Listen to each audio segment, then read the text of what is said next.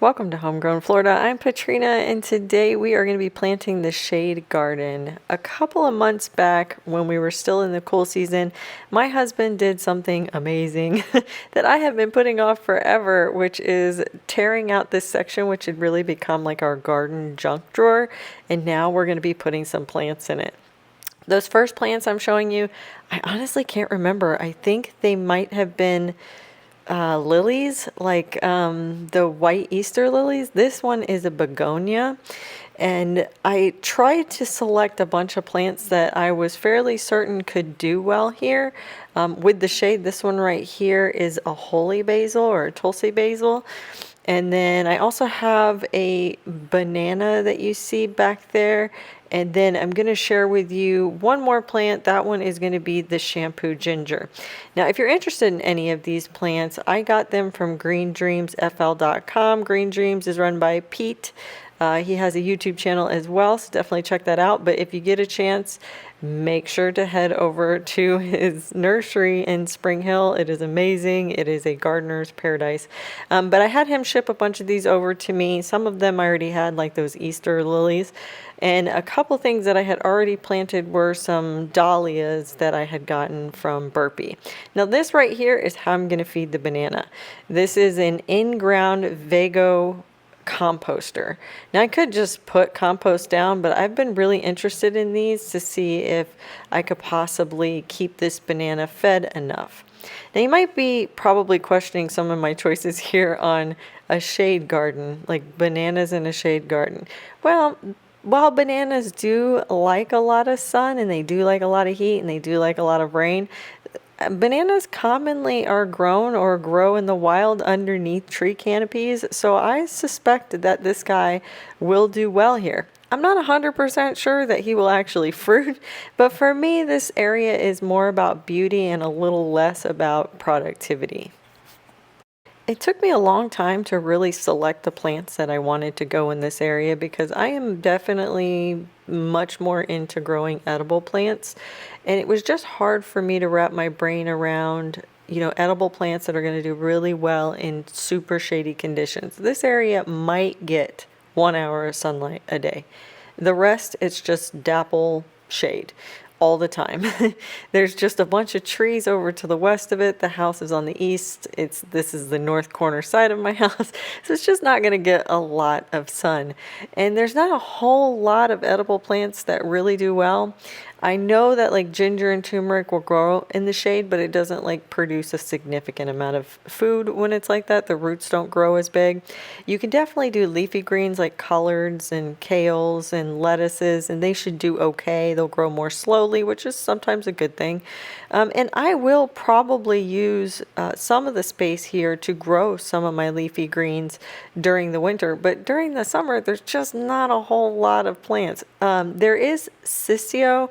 This is a tropical green that grows really well in Florida, and I have it under a lot of my fruit trees, but I didn't need any more of it, so I was like, I wanted to pick different plants.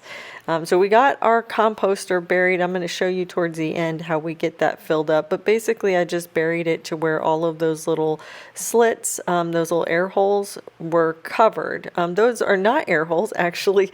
They are pathways for the worms and the bugs underneath the ground to crawl in there, break down what's inside of the composter, and then crawl back out. And it's them breaking that down, and then that food seeping, that food and that compost seeping down into the soil next to these plants, along with those bugs crawling out, and their excrement creates some of the nutrients, and that's actually what's going to be feeding this particular section.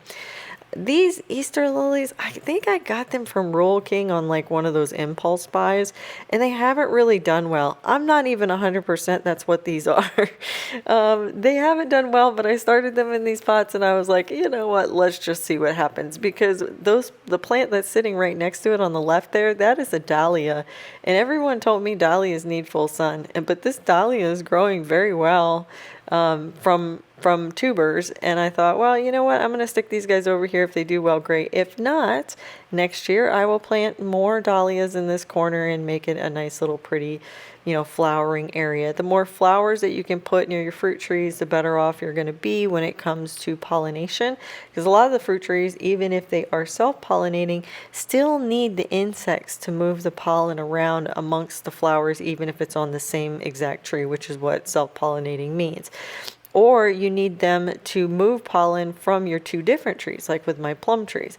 So having more flowers in year-round flowers around your fruit tree is really going to increase your productivity. So now that we got those plants buried, let's go ahead and move our mulch back over. We're going to just try to gently put it around these plants and then, cover up the composter just to make sure that we have a nice even layer of mulch over this. It took me a long time to really figure out what to do with this area because it has a lot of challenges. So it's in a super shaded spot.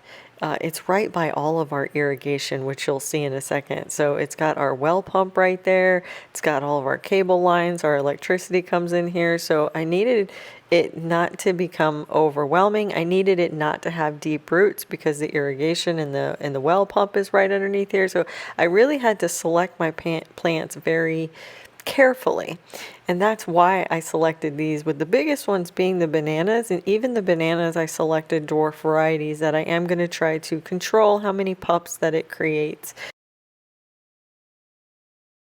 I love the way the bananas look, but I have really had a hard time growing bananas in my area, which is pretty shocking. Here's why. So in my microclimate, I get pretty good winters. Like, I didn't think that it would be a problem for bananas, but all my bananas seem to die back completely. I've been growing them in pots to protect them, and even protecting them, they die back. Even bringing them into the shed, they'll die back. They just don't do super well, and I'm growing varieties that are meant for my area. I just must have a microclimate that is just colder than what some of my surrounding area is, which kind of is it stands out to me that that must be true because of the types of fruits that I can grow in my yard too. I can grow fruits that are a little more traditional, but I can't seem to grow mangoes or bananas to save my life because during our winters they die. So I've had a lot of trouble, and I'm just thinking, if I don't have this idea that I'm absolutely going to get bananas every single year, that maybe, I'll have this beautiful plant that, has great biodiversity, and, banana leaves make really good composting materials, all those good things that it does. Brings beauty to the yard, gives like this space a purpose, all those wonderful things. And if we happen to have a winter that we don't get any frost, which has happened once in the 5 years that I've lived here, maybe that would be the year that I'll get bananas from it, and I'll be really excited about that. But I'm not holding out a lot of hope. My bananas in a pot have all died from the winter. I have pups in pots again that I'm continuing to try it with, but this guy, if I put him in the ground and we get a bad winter, he will die down to the ground, but he'll have pups that'll just replace him. So it makes for a nice plant that I don't ever have to really worry about. I want this to be a pretty space, but I don't want it to be a space that I have to manage a lot. So you're noticing a lot of these plants are perennials. I think all of them are, if I'm correct. All of them like shade. Some of them produce food. Some of them have other purposes. Like the flowers, like the lilies and the dahlias, those are simply for pollinators. The banana, maybe possibly food, but it's also a great fertilizer. Then the Tulsi basil, holy basil, that is a great medicinal.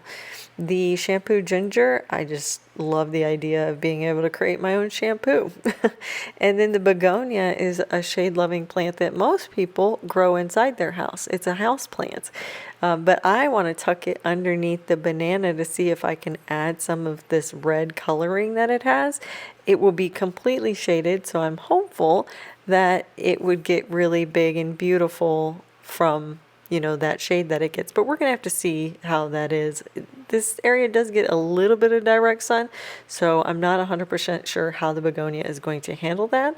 But I will keep you updated. Make sure to hit that subscribe button so that you can get updates on how the shade garden is doing and kind of give you ideas of what you can grow in the shade. I know a lot of us constantly think about what kind of food can I grow in shade, and it is tough because when we're talking this deep of shade, there's not a whole lot that's going to do amazing. There is some things that'll do okay. But there's a lot of different options that you can choose from when we're talking about growing in the shade. It doesn't always have to be the edible plants that you think of. I could have put an entire blanket of edible ginger and edible turmeric here, and while it will grow more slowly, it will, propagate itself, and it will, handle the minimum amount of nutrients that are here because of the sandy soil. It would be a great one, and you can just plant it and walk away. And after a year or 2 or 3, this thing is going to be completely filled out, and you're going to have more ginger and turmeric than you ever imagined. But you have to really think about that. Maybe you want to grow a medicinal garden, right? Because there's a lot of herbs that can grow in deep shade.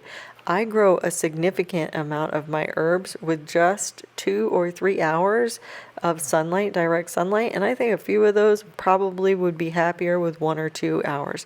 So maybe you want to get into a medicinal garden or just a seasoning garden. You could do that in a shady spot as well.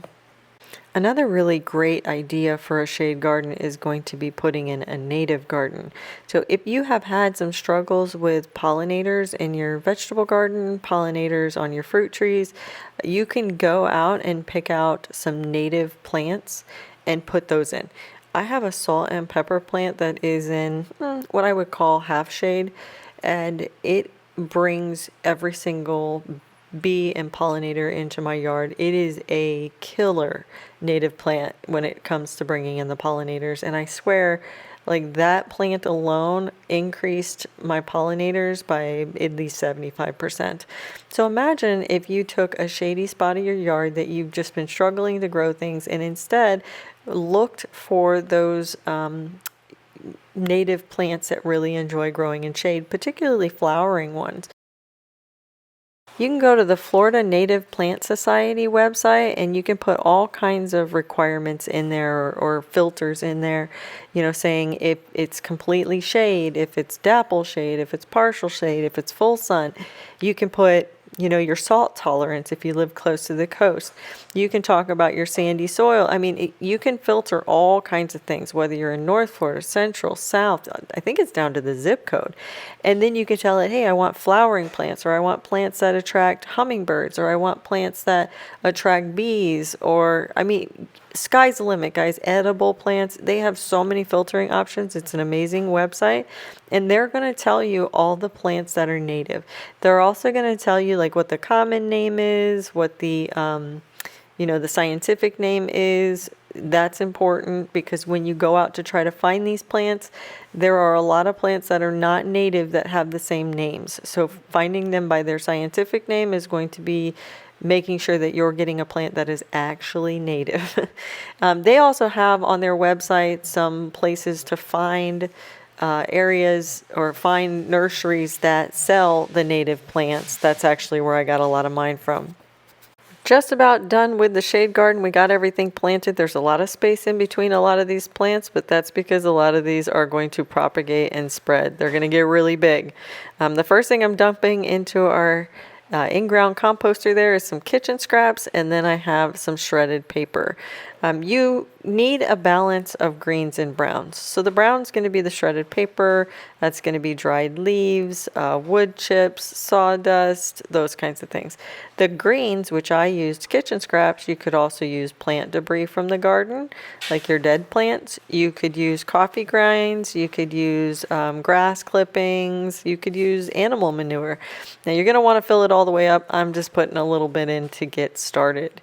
And once I got that in there, I'm going to keep feeding it. And weirdly enough, you'll fill it all the way up, come back in about 3 months, and that thing, the little animals, the little bugs inside will chew it down, and it will actually start to sink. And eventually that full composter will be down by a third, and then you're going to have to add some more. So it's just going to be constantly adding, and then the bugs eat it, and then you add and the bugs eat it.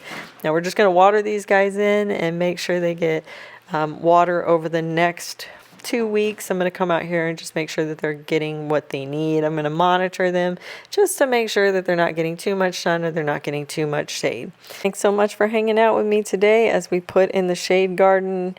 I am so excited to see how this does. If you're going to be putting in a shade garden in your personal backyard garden, make sure to head down to the comments and let me know. I want to hear the plants that you're putting in. Maybe I'll add a couple more to mine. Thanks so much for hanging out, guys. Happy gardening.